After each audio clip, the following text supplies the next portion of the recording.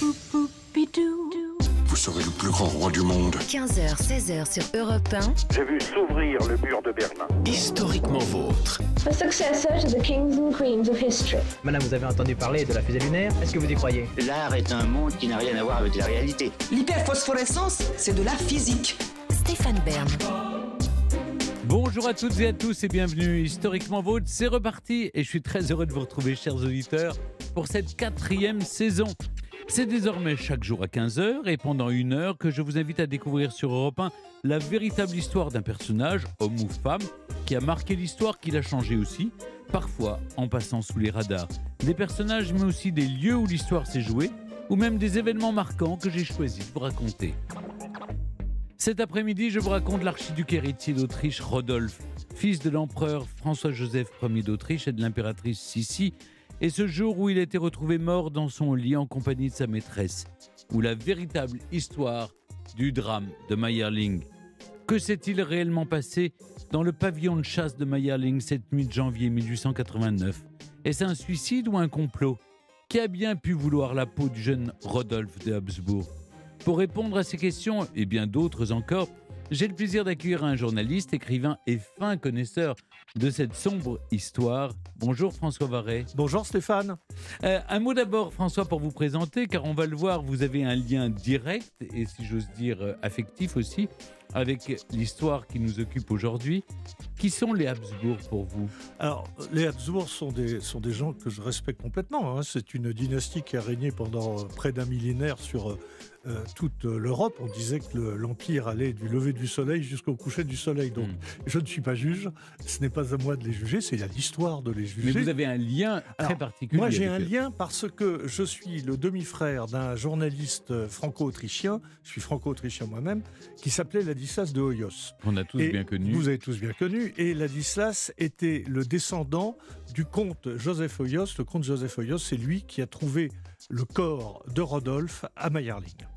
Vous avez publié justement Mayerling, la vérité révélée aux éditions Michel de Maulle, un ouvrage dans lequel vous livrez des informations, on en parlera après mon récit, que vous avez gardées secrètes pendant plus de 30 ans. Pourquoi les avoir gardées secrètes si longtemps ? Alors d'abord parce qu'il y a une règle de transmission du secret de Mayerling. Le secret se transmet de père en fils avec l'extinction de celui qui l'a donné. Ça doit être donné au suivant. Et s'il n'y a pas de fils, c'est transmis au frère le plus proche, au frère cadet. Donc c'est ainsi que Ladislas, qui était mon demi-frère, me l'a transmis dans les années 80. Mais la règle fait qu'il faut attendre le décès de celui qui vous l'a confié pour pouvoir le divulguer ou pour pouvoir le transmettre à nouveau. Et Ladislas est mort il y a 12 ans maintenant, et j'ai commencé des recherches pour essayer d'établir des coïncidences troublantes avec ce qu'il m'avait révélé. Eh bien, on va en parler ensemble, François Varret, juste après mon récit. Europe 1. 15h, 16h, historiquement vôtre. Le récit. Stéphane Bern.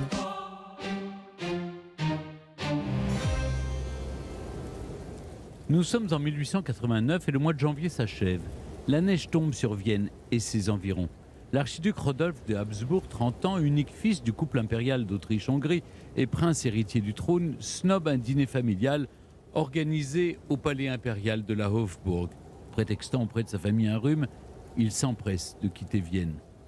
Il est accompagné de son valet, Loschek, et de Bradfisch, son cocher, qui le mène jusqu'à Mayerling, un hameau perdu au cœur d'une forêt, à une vingtaine de lieues de la capitale, où se trouve le manoir que Rodolphe a racheté et transformé en pavillon de chasse.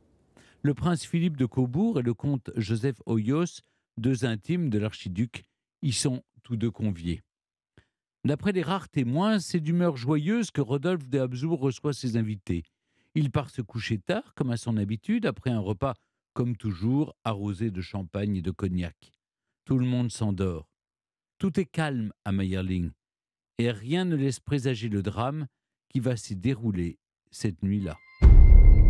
Le lendemain, peu avant 8 heures, Loschek, le valet, frappe comme chaque matin à la porte de son maître. Aucune réponse. Il tente alors d'ouvrir. Mais la porte est verrouillée de l'intérieur. Le serviteur s'inquiète et part réveiller les invités du prince. Le comte Hoyos accourt et force la serrure. 1 heure plus tard, le visage défait, le même Joseph Hoyos se présente au chef de gare de Baden et lui ordonne d'arrêter le train à l'approche, parti de Vienne et lancé à pleine vitesse vers Trieste. Devant son hésitation, il ne prononce que 4 mots qui résonnent dans le silence glacial du hall de gare. L'archiduc Rodolphe est mort.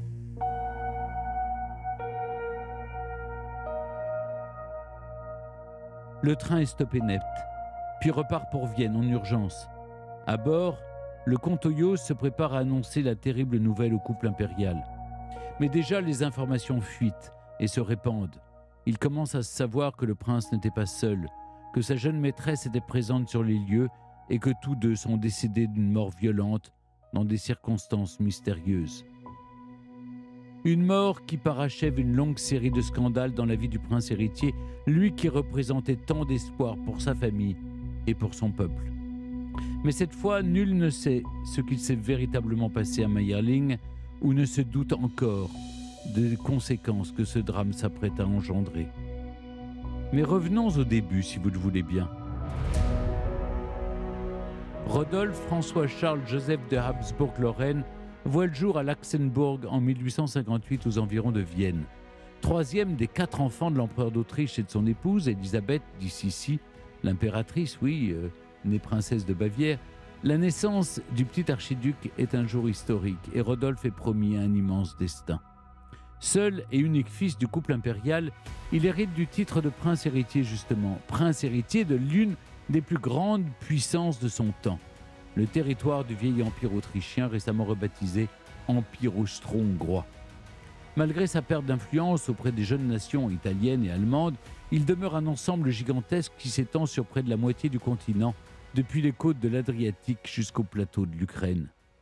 L'empereur François-Joseph, entièrement dévoué aux affaires politiques, est peu présent pour sa famille. La mort de Sophie, leur première fille, 1 an avant la naissance de Rodolphe, a plongé l'impératrice Sissi dans une dépression qui ne la quitte quasiment plus. Lancée dans une fuite perpétuelle, elle n'aura plus qu'une obsession, s'échapper de Vienne et de ses responsabilités. Voilà donc le climat familial dans lequel grandit le petit Rodolphe.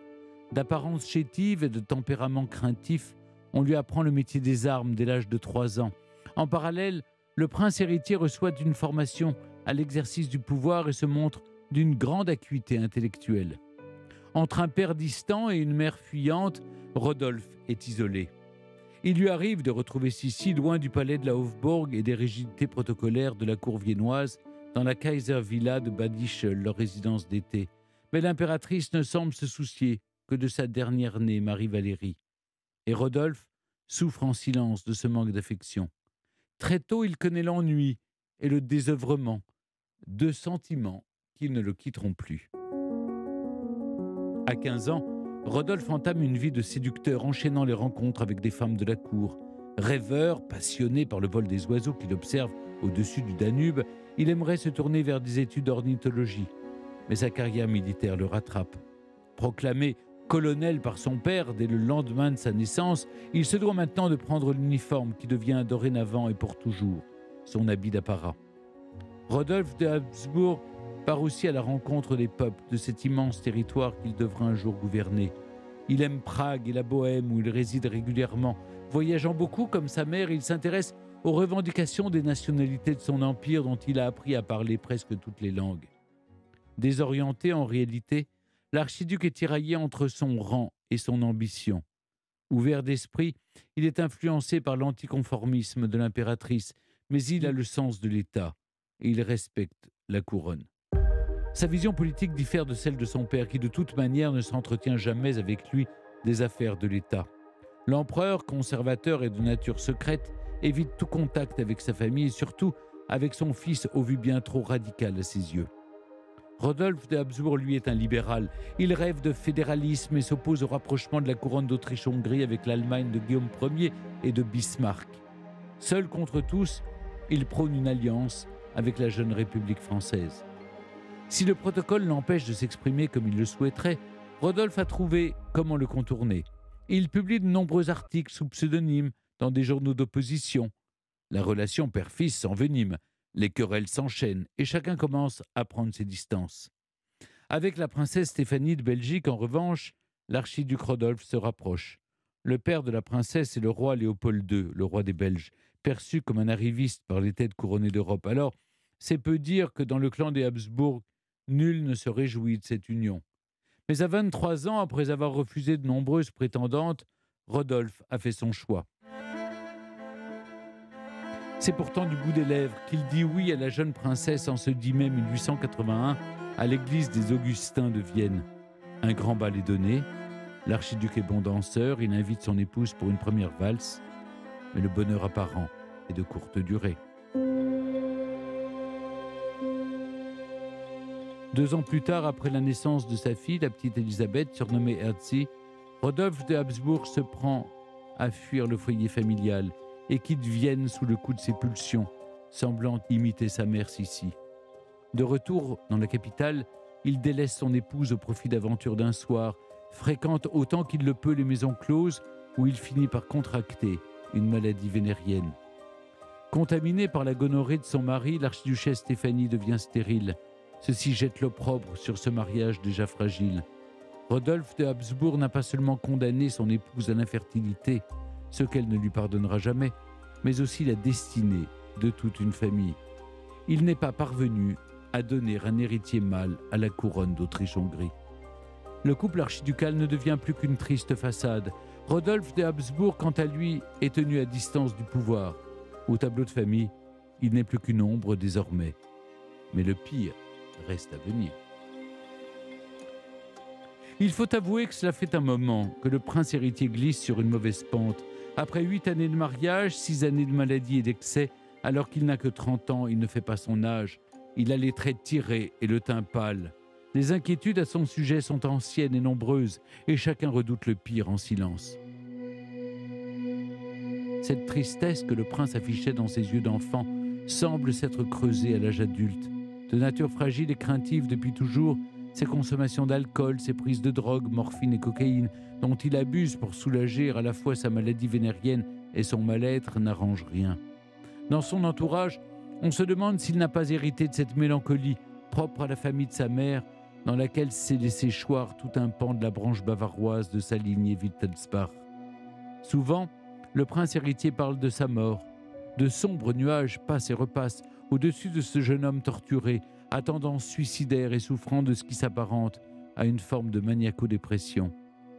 Mais Sigmund Freud n'a encore que 20 ans, et à Vienne, comme partout ailleurs, on parle alors d'aliénation pour évoquer ces troubles dont on sait encore trop peu de choses. Sans diagnostic ni traitement, Rodolphe de Habsbourg tente d'échapper à cet état cyclotimique comme il le peut, par le biais de substances nocives, par la fréquentation frénétique des femmes, par le travail aussi, qui l'accompagne toujours lors de ses déplacements. Tout s'accélère dans les 3 derniers mois de la vie de Rodolphe. Depuis peu, il fréquente une femme de 17 ans, Marie, la fille du baron Albin Vetsera, administrateur des biens du sultan de Constantinople. Ils se sont rencontrés à l'automne 1889 par le biais d'une entremetteuse lors d'un après-midi de course hippique au Prater de Vienne. Certains disent que cette jeune arriviste était prête à tout pour se faire une place. D'autres racontent que cette fille aux yeux tristes, tout comme ceux de Rodolphe de Habsbourg, est tombée éperdument amoureuse du prince. Plus étonnant, cet archiduc sulfureux, coureur de jupons, serait réellement troublé par les charmes de la très jeune femme. Mais partout on jase au sujet de ce couple improbable. À Vienne, c'est la stupeur où court la rumeur que l'héritier du trône d'Autriche-Hongrie se serait entiché d'une petite baronne. Tout cela n'est peut-être encore que bruit de couloir, mais on raconte que l'archiduc voudrait divorcer de son épouse légitime pour sa jeune maîtresse. Cette fois, le prince héritier dépasse vraiment les bornes. Depuis qu'il s'est pris d'affection pour Marie Vetsera, Rodolphe enchaîne les faux pas. 2 jours avant le drame, il l'a même invité à une réception officielle où l'archiduchesse était présente. L'affront est de taille, et l'empereur François-Joseph n'a d'autre choix que de confronter son fils, et pour de bon cette fois. L'empereur le convoque dès le lendemain. Nul ne sait ce que les 2 hommes se sont dit, mais la discussion est violente, et Rodolphe de Habsbourg en sort littéralement abattu. Quelques oreilles indiscrètes ont bien tenté d'écouter aux portes, mais seules quelques bribes de l'échange leur sont parvenues. Le père a très probablement menacé le fils de le destituer, puis de le déshériter s'il ne mettait pas immédiatement un terme à cette liaison. Le lendemain, 29 janvier, l'archiduc boude une autre réception impériale au palais de la Hofburg et quitte Vienne pour sa proche périphérie après avoir invité 2 de ses amis à une partie de chasse. Dès réception du télégramme, le comte Hoyos s'empresse de prendre un train au départ de Vienne et descend en gare de Baden. Là, sur le quai, il rencontre la maîtresse de Rodolphe de Habsbourg et il comprend qu'elle aussi sera du séjour. Chacun rejoint par ses propres moyens la demeure de l'archiduc. Les fiacres avancent lentement dans la neige. Tous les protagonistes du drame sont en chemin pour Mayerling. À partir de ce moment, tous les témoignages sont à prendre avec précaution. Le secret, la rumeur, les fantasmes enrobent la vérité. On ignore le déroulement exact de la soirée. Après un dîner festif et une dernière cigarette avec ses amis, Rodolphe se retire avec Marie. Nous sommes le 30 janvier 1889, aux alentours de 3 heures du matin. Quelques heures plus tard, sans réponse, le valet et les 2 invités du prince s'empressent d'enfoncer la porte de sa chambre. Étendus sur le lit, gisent les corps sans vie de l'archiduc Rodolphe et de sa maîtresse. Les 2 amants sont touchés d'une balle à la tête. Marie Vetsera est nue et couverte de fleurs. Sous le choc, Joseph Hoyos se précipite à Vienne pour annoncer la terrible nouvelle à la famille du défunt. Le temps de son court trajet pour la capitale, avant même que les parents de Rodolphe de Habsbourg soient informés de sa mort, le chef de gare a déjà prévenu sa hiérarchie par télégramme. La nouvelle se répand comme une traînée de poudre. En quelques heures à peine, elle fait le tour du monde. Mais tous ignorent encore tout des répercussions d'une telle nouvelle. L'impératrice ici est informée la première. Effondrée, c'est à elle que revient la tâche d'annoncer la mort de leur fils à l'empereur François-Joseph. À peine informé du décès du prince héritier, l'empereur convoque les 4 témoins du drame. Les 2 amis de son fils, son valet et son cocher. L'un après l'autre, les 4 hommes s'agenouillent et lui prêtent ce serment. « Je jure devant vous, Majesté, de garder le silence sur les événements qui ont eu lieu à Mayerling et qui ont entraîné la mort de l'archiduc Rodolphe. » Il faut éviter le scandale à tout prix. Une première version officielle est communiquée. Elle fait état d'une crise cardiaque. Devant les railleries de la presse, le pouvoir change de version. L'archiduc s'est tué au terme d'une crise de folie. Malgré tous les vains efforts de l'empereur pour faire exfiltrer la dépouille de Marie, la nouvelle de sa présence au pavillon de chasse a fini par se répandre. La rumeur enfle et plus rien ne pourra l'arrêter. François-Joseph, à qui la situation semble échapper, ordonne que l'on brûle, puis que l'on rase la demeure où son fils a trouvé la mort, ce qui ne fera qu'alimenter un peu plus les théories du complot. S'il est avéré que l'archiduc Rodolphe s'est bien suicidé, alors il n'aura pas le droit de reposer dans la crypte impériale des Capucins. Soucieux de préserver l'honneur de sa dynastie et de donner une digne sépulture à son héritier, l'empereur François-Joseph envoie un télégramme au pape Léon XIII dans lequel il prétend que son fils n'a pas cherché à mettre fin à ses jours, mais qu'il est mort assassiné. De son côté, l'impératrice ici assure à qui veut l'entendre qu'on l'a empoisonné. Le pape ferme les yeux et autorise Rodolphe de Habsbourg à rejoindre le caveau familial qui, le 5 février 1889, accueille le cercueil du défunt. Il est suivi par une foule immense de Viennois venus rendre un ultime hommage à ce prince aimé de son peuple. Comme le veut la tradition, on frappe 3 fois aux portes du tombeau et par 3 fois, on annonce celui qui s'apprête à entrer. Marie-Valérie, la plus jeune des filles du couple impérial, écrit dans son journal « Le fatalisme presque surnaturel de papa, la douleur sereine de maman, tout cela est indescriptiblement douloureux à contempler. » À la fin de la cérémonie, l'impératrice s'isole dans la crypte et se lamente longuement en appelant le nom de son fils. Rodolphe de Habsbourg est mort et inhumé. Mais l'affaire continue de vivre. De nombreuses théories voient le jour, dont certaines, plus ou moins fantasques, contribueront à alimenter le mythe. L'une prétend que Marie était la fille légitime de l'empereur François-Joseph, qu'on aurait tenté de la faire avorter à Mayerling de l'enfant incestueux qu'elle portait de son demi-frère. Une autre théorie imagine que l'archiduchesse Stéphanie, en épouse jalouse, a commandité l'assassinat. D'autres encore prétendent que tout n'était que mise en scène et que les 2 amants sont partis vivre un amour caché sur l'île grecque de Corfou. D'autres versions, plus politiques, retiennent la théorie du crime d'État, des rumeurs étayées par les services secrets anglais dès les premiers jours qui ont suivi le drame. Près d'un siècle plus tard, alors âgée de 90 ans, l'impératrice Zita de Habsbourg, veuve de Charles Ier, dernier empereur d'Autriche-Hongrie, affirme que le prince héritier a été tué par des libéraux français à l'instigation de Georges Clémenceau, l'archiduc Rodolphe ayant refusé de comploter avec lui. Plus récemment, François Varret, un proche de l'héritier du comte Joseph Hoyos, témoin du drame, sous-entend, livre à l'appui, que c'est plutôt du côté de l'Allemagne qu'il faudrait regarder et du chancelier Bismarck en personne. Il est notre invité, nous allons donc en parler avec lui dans un instant. Toutefois, la découverte par les historiens de documents récents vient mettre à mal la plupart des versions qui existent à ce jour. Il est désormais avéré que peu de temps avant le drame, l'archiduc Rodolphe avait déjà essayé de convaincre une précédente maîtresse de l'accompagner dans la mort, ce qu'elle avait refusé. Dans les semaines qui précèdent la nuit de Mayerling, Rodolphe de Habsbourg avait offert à la jeune Marie Vetsera une alliance sur laquelle était gravée l'inscription « Unis par l'amour jusque dans la mort ».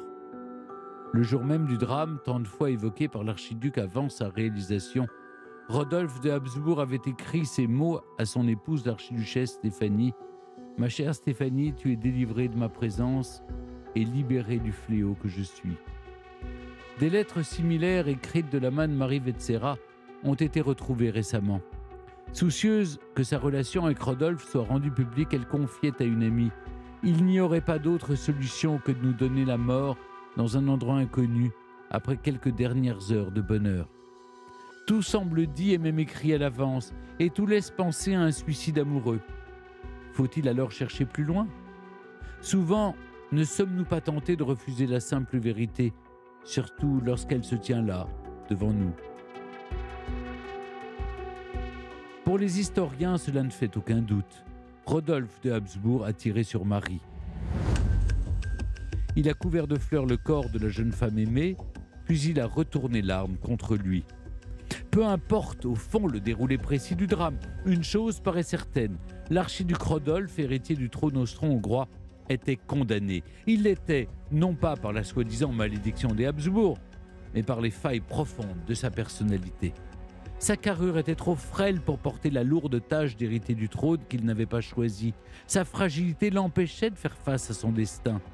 Suite à la mort de son fils, l'impératrice Sissi, persuadée que sa famille était décidément prédestinée au mauvais sort, s'enferme davantage encore dans la mélancolie et dans l'éloignement. À compter de ce jour, elle ne cesse plus de porter le deuil, tout comme ses serviteurs. À sa demande, ils borderont son lit de drap noir partout où il ira jusqu'à son assassinat, 9 ans plus tard, à Genève, de la main d'un anarchiste italien. L'homme qui reprendra le titre de Rodolphe de Habsbourg, son cousin, l'archiduc François Ferdinand, n'accédera jamais au trône. Lui et son épouse sont assassinés par un terroriste serbe le 28 juin 1914 à Sarajevo. Sa mort provoque le basculement de l'Europe dans la Première Guerre mondiale. Le vieil empereur François-Joseph s'éteint lui en 1916. Avec lui disparaîtra bientôt l'une des plus vieilles dynasties d'Europe. En raison d'une alliance mortelle avec l'Allemagne, alliance que son fils Rodolphe de Habsbourg avait tant combattue, l'empire austro-hongrois n'a plus que 2 années à vivre. Une page se tourne sur ce monde d'hier à jamais perdu, un monde que fait revivre l'auteur autrichien Stefan Zweig dans son dernier ouvrage, écrit avant de se donner la mort auprès de sa jeune épouse au début de l'année 1942. Incapable de vivre dans un monde qu'il ne reconnaissait plus et qui, en quelque sorte, avait poussé ses racines 50 ans plus tôt à Mayerling, au cœur de la forêt viennoise. Ainsi, le drame qui se déroula en cette nuit de janvier 1889 ne fut pas qu'un fait divers isolé. Il ne se limita pas au deuil intime d'une famille contre lequel le sort ne cessa de s'acharner. Il reste un événement historique qui dépassa chacun de ses protagonistes. Europe 1, historiquement vôtre. François Varret, merci d'être resté avec nous sur Europe 1.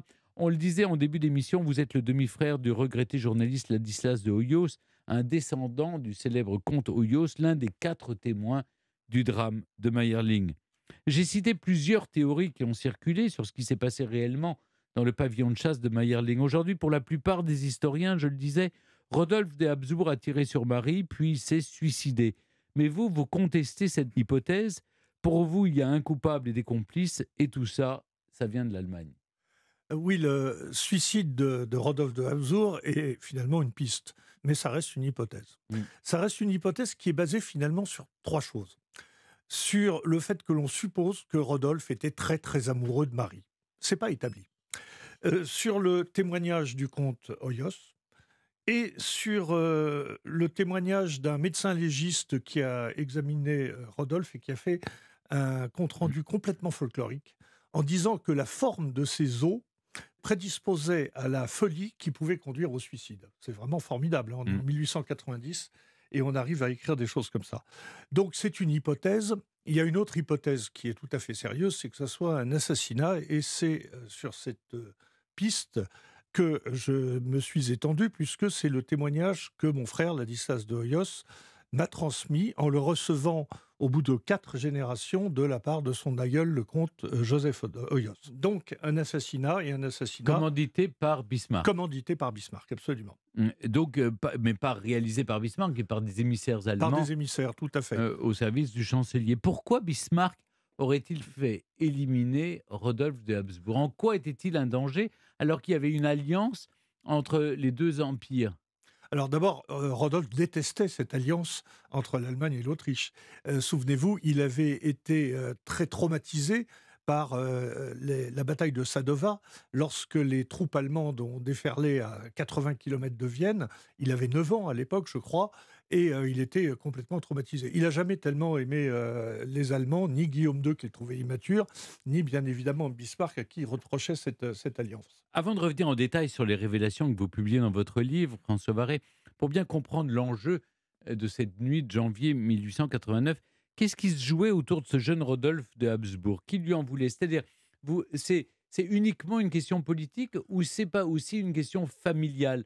Parce qu'on a raconté beaucoup de choses aussi sur sa propre famille. Alors, vous avez dit que Rodolphe avait écrit dans des journaux d'opposition. Ça va même plus loin, puisqu'il a créé un journal d'opposition, jaune et noir, sous les couleurs de la monarchie de Habsbourg, dans lequel il écrivait sous pseudonyme. Imaginez, c'est un peu comme si, je ne sais pas, le prince Harry écrivait dans Charlie Hebdo et disait du mal du roi Charles. Il écrivait, il contestait la politique de son père. Il y a d'autres questions qui fâchent entre l'empereur, allié de Bismarck, et Rodolphe. Il y a la question africaine, dont aucun historien ne parle jamais. Les Allemands sont en Afrique, ainsi que 10 autres puissances. Rodolphe voit d'un très mauvais œil à la fois le colonialisme, l'exploitation des richesses et l'esclavage. Donc il est en désaccord avec ça. Il y a aussi la question juive. Il s'est allié avec Maurice Seps, qui est le père du journalisme indépendant. C'est un homme qui a fondé le journalisme indépendant. Il est juif, et les juifs, à ce moment-là, même s'ils sont évidemment tolérés dans l'ensemble de l'Empire, on est aussi dans une époque où il y a un grand antisémitisme qui est naissant et sous-jacent. Cet antisémitisme, c'est aussi mené par des gens qui appuient l'empereur François-Joseph. Donc c'est encore un nouveau sujet de désaccord. Donc il y a évidemment à cause de ça, on a prétendu que l'empereur aurait voulu... c'est une des thèses, que l'empereur aurait vu d'un bon œil qu'on éliminât son héritier. Quelle est la responsabilité exacte de François-Joseph? C'est une grande question. Évidemment, on ne peut pas l'accuser directement d'infanticide. Pour moi, il a été piégé par Bismarck. Parce que Bismarck lui a mis un marché en main, débarrasse-moi de ton fils, je ne veux pas qu'il règne. Est-ce qu'il y a une responsabilité directe, ou est-ce que François-Joseph a été piégé par un Bismarck dont il savait très bien que s'il protestait contre l'élimination de son fils, la seule façon de faire, c'était de déclarer la guerre à Bismarck. Mais déclarer la guerre à l'Allemagne, c'était extrêmement dangereux. François-Joseph était sûr de perdre cette guerre. Donc, il a été piégé. Il y a aussi une autre question qu'il faut se poser, c'est quel est le rôle du chancelier de l'époque, le comte Taaffe. Est-ce que ce ne serait pas lui qui aurait épaulé, accueilli la demande de Bismarck et fait en sorte que la demande de Bismarck puisse être exécutée? François Varret, vous racontez dans Mayerling, La vérité révélée, le fameux jour où vous apprenez ce que vous appelez le secret de Mayerling. On est au milieu des années 1980, près de Paris, Et au détour d'une partie de golf, votre demi-frère Ladislas Hoyos vous parle. Et il vous dit « Je n'ai pas eu de fils, je ne sais pas si tu en auras, mais c'est toi qui vas hériter du secret. Je ne te demande qu'une seule chose, n'en parle à personne tant que je suis vivant. Ensuite, si tu as un garçon, transmets-lui. Si tu n'en as pas, juge en ton âme et conscience que tu devras faire. » Que vous dit-il précisément au fond ce jour-là ? Alors, il me dit 3 choses. D'abord, qu'il a reçu le secret de Meyerling de son père, très tardivement, parce qu'il ne connaissait pas son père, il l'a retrouvé juste avant son décès au Mexique. Et son père lui a transmis le secret de Meyerling. Il m'a expliqué que ce secret ne pouvait être transmis qu'à la mort de la personne qui l'avait transmise lui-même. Et il m'a dit ce qu'il savait. Et que je devais attendre donc son décès pour éventuellement transmettre moi-même le secret ou le publier. Qu'est-ce qu'il m'a dit ? Et là, c'est très important. Il m'a dit, c'est Bismarck. Il a même appelé, je m'en souviens très bien, il a dit, c'est Monsieur Cascapointe. C'est Bismarck qui a commandité l'assassinat de Rodolphe de Habsbourg. Il m'a dit, les Autrichiens ont laissé faire. Et il m'a dit, le comte Hoyos, mon aïeul, a facilité les choses et a établi un faux témoignage. Or, il y a ce fameux... Il a facilité les choses, c'est-à-dire... A facilité les choses. Alors là, on ne sait pas, est-ce qu'il a facilité aidé ou à l'assassinat ouvrir la porte? Est-ce qu'il a aidé à faire l'assassinat? Est-ce qu'il s'est contenté de faire un faux témoignage? Là, c'est un mystère. Ce qu'on sait, c'est que le mémorandum qu'a rédigé le comte Hoyos, parce qu'il a été soupçonné de complicité, le mémorandum qu'a rédigé le comte Hoyos est truffé d'incohérences. Déjà, cette histoire de partir à Baden, prendre un train dont on ne sait pas à quelle heure il passe, pour aller avertir l'empereur, alors que Philippe de Cobourg, cousin de Rodolphe, lui arrive à partir à Vienne à cheval et arrive à la Hofburg bien avant le train dont on ne savait pas qu'il pouvait éventuellement s'arrêter, c'est assez bizarre. Et puis, il y a aussi toutes les incohérences que l'on découvre après la mort de Rodolphe, tant sur les lieux du crime que sur le corps de Rodolphe. Alors justement, entrons dans le vif du sujet. Pourquoi la thèse du suicide de Rodolphe, aujourd'hui pourtant répandue et acceptée par la plupart des historiens, ne tient pas, selon vous? Alors, que dire de cette lettre de Rodolphe à son épouse Stéphanie, que j'évoquais tout à l'heure? Tu es délivré de ma présence et libéré du fléau que je suis. C'est clair, ça veut dire je vais mourir. C'est clair pour vous, aujourd'hui? Est-ce que c'est si clair que ça? Je voudrais rappeler que Rodolphe était profondément bipolaire. Alors, est-ce que Rodolphe a vraiment dit « je vais mourir, je vais me suicider » ? Dans ces cas-là, son père l'en aurait empêché. Tout le monde était au courant. Rodolphe était la personne la plus espionnée du royaume. C'est évident que si Rodolphe, l'héritier du trône, voulait en finir avec la vie, son père l'en aurait empêché. Alors, à propos des traces sur les corps de Rodolphe et Marie, les deux amants sont touchés d'une balle à la tête, disais-je dans le récit. D'après vous, c'est pas tout à fait vrai. Marie aurait reçu plusieurs coups à la tête et Rodolphe, qui est droitier, a reçu une balle sur la tempe gauche. Oui, déjà, ça semble un peu bizarre. Je voudrais quand même, en début de réponse à votre question, dire que tout ce que l'on sait sur ce drame sont des rapports de gens dont on n'est pas forcément sûr à 100%. Ensuite, il y a eu beaucoup de cancanage, il y a eu beaucoup de ragots, donc on ne sait pas très bien où est la vérité. Ça serait trop simple. On ne serait pas là, 130 ans après, en train d'en parler. Donc on a dit qu'il s'était suicidé d'une balle dans la tempe gauche en étant droitier. On a dit qu'on avait retrouvé 6 douilles par terre, dont aucune ne venait de son pistolet. On a dit... Alors, il y a un témoignage qui est intéressant, c'est celui d'un charpentier. Le charpentier, il est appelé immédiatement après pour remettre de l'ordre parce qu'il y a du sang partout et on ne va pas gâcher un joli bois comme celui du parquet de Meyerling. Et le charpentier arrive et dit il y avait du sang partout, les meubles étaient brisés, on aurait dit une véritable scène de combat.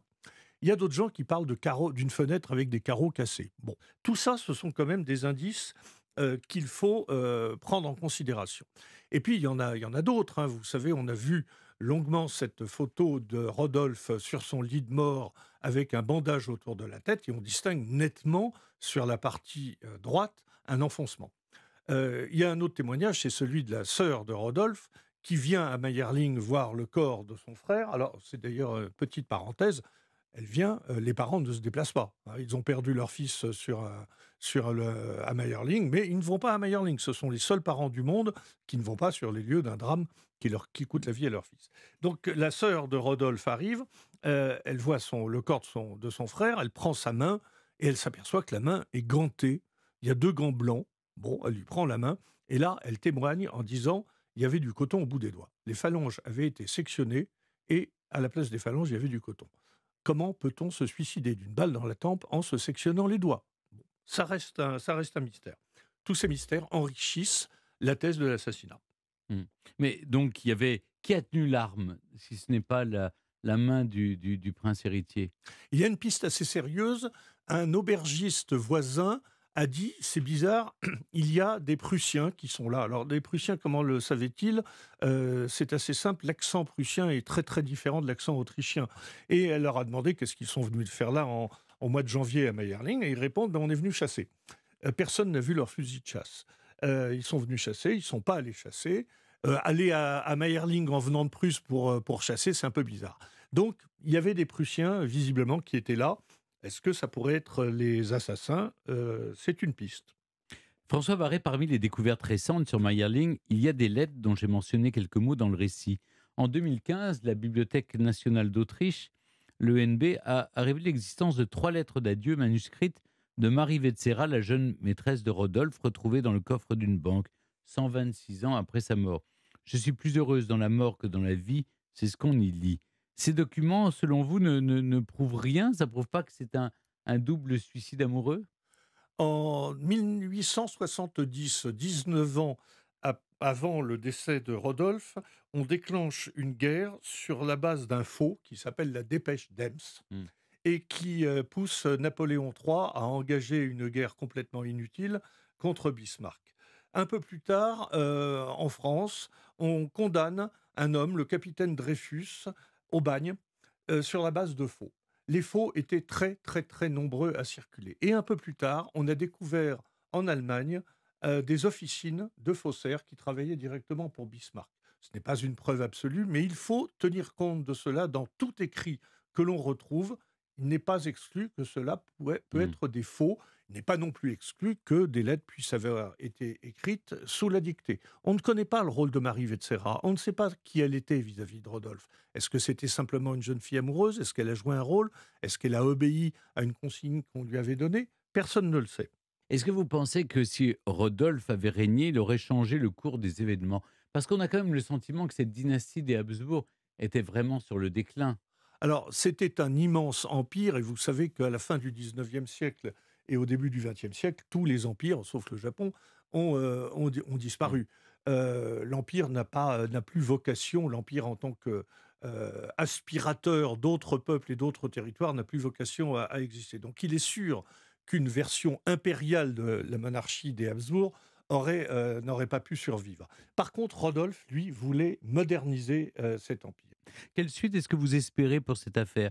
Vous aimeriez que les historiens dirigent leurs recherches là où vous les avez initiés, rouvrir le dossier?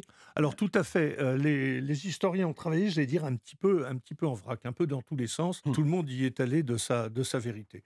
Il y a un modèle qu'on peut épouser, c'est celui de l'assassinat de Kennedy. À la suite, il y a eu une commission qui s'est réunie pour essayer de faire la lumière. Je crois qu'il faudrait qu'une commission d'historiens germaniques, autrichiens, pourquoi pas belges et français, se réunissent et fassent le point sur tout ce que l'on peut trouver.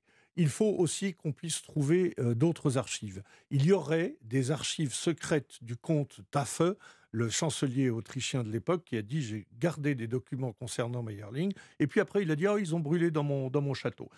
Il faut retrouver ces documents s'ils existent.